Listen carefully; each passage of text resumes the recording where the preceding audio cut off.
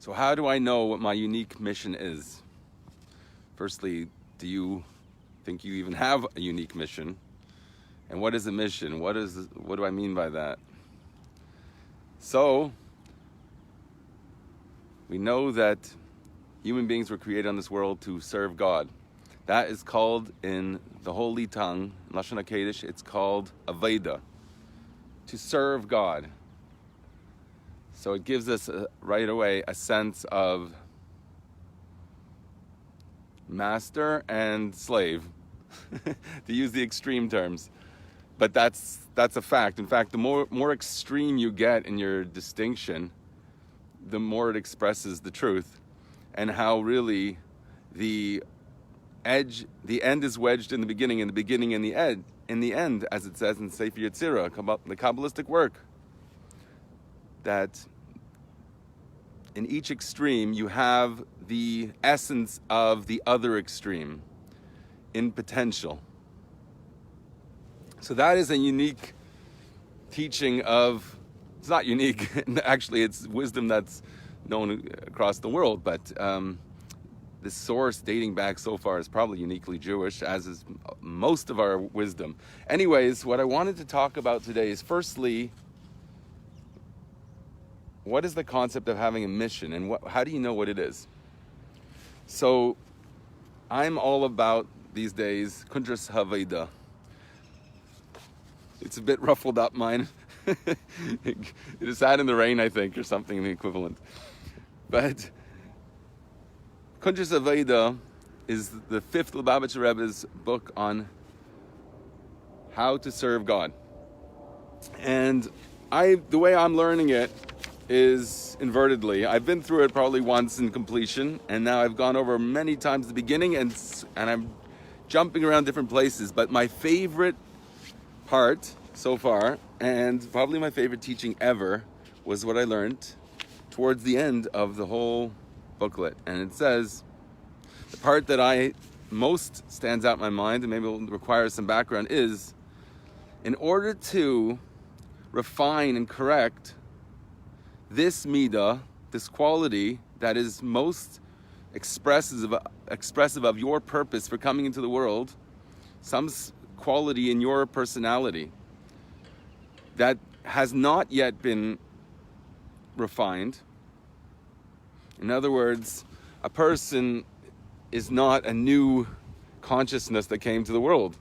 It is something that has been going on from the beginning of creation, that souls have been incarnating and reincarnating. And we don't think of ourselves as a continuation throughout history, because we don't see the benefit. What's the relevance to us if I was someone else in a different incarnation? Now I am who I am. And in fact, that's what this teaching is going on to tell us. It goes on to explain, as we'll just continue. That the very quality in you that's most strongly noticeable, the most pronounced quality in you, specifically I think it means here in terms of what's creating a challenge in your life to deal with, something that's ruffling too many feathers in the right areas. People that you care about perhaps are misaligned with you because of a certain quality or characteristic or personality trait that you possess. Or maybe it's difficult for you to do certain mitzvahs, fulfill certain mitzvahs, and that could be what's described here as teikaf, the most powerful quality that you have. This is the main mission for which you came into this world to refine.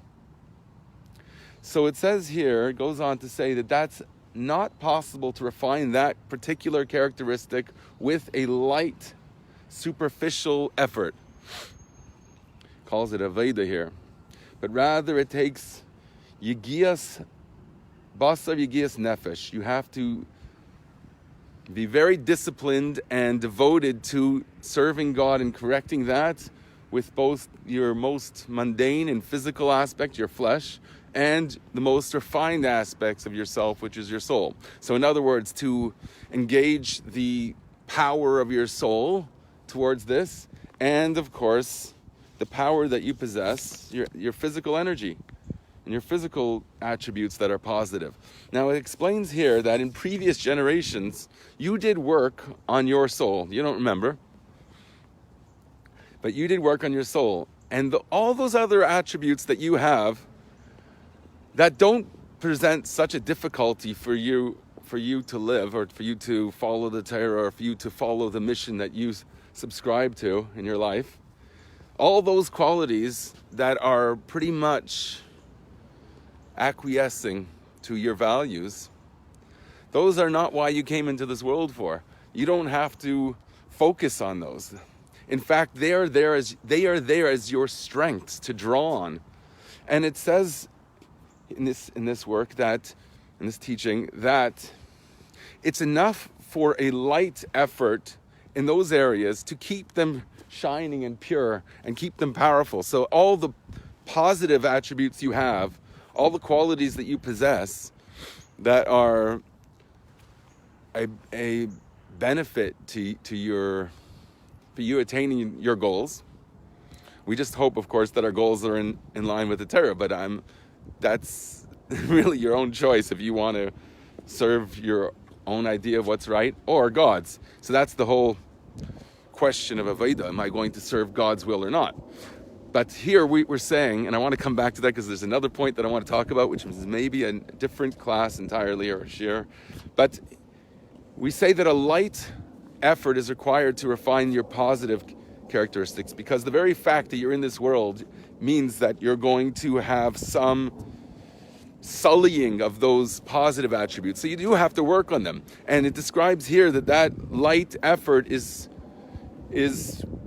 equates to, or means in this case, that your meditations on those that affect those particular qualities doesn't have to be so intense. It says here in detail. It doesn't have to be so detailed, meaning you don't have to work through and understand and meditate on at length that you would for other meditations that would affect those areas that you have most difficulty in. And it's very commonsensical, this idea, but it has really large application, because I think about the fact that our whole generation, we're living in the Ikvus of the Mashiach, the threshold of redemption, the time leading up right before the true and complete redemption, which means God's going to be revealed and all our efforts are going to be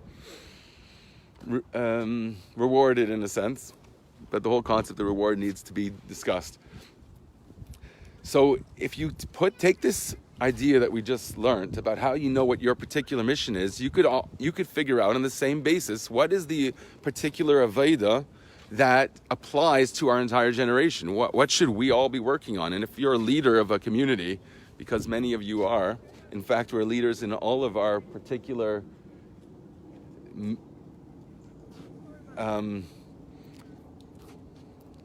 what's the word I'm looking for?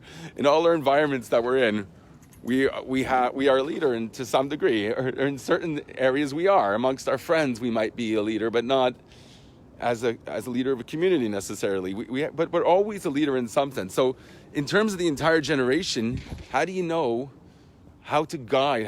Where should your efforts be applied most in order to contribute towards that goal that's obligatory upon everyone? And in fact, that is the key, most general, important thing that has to be worked on by everyone. So you're included in everyone, obviously. And if you're in line with that, you're probably generally in line with what your particular mission is also.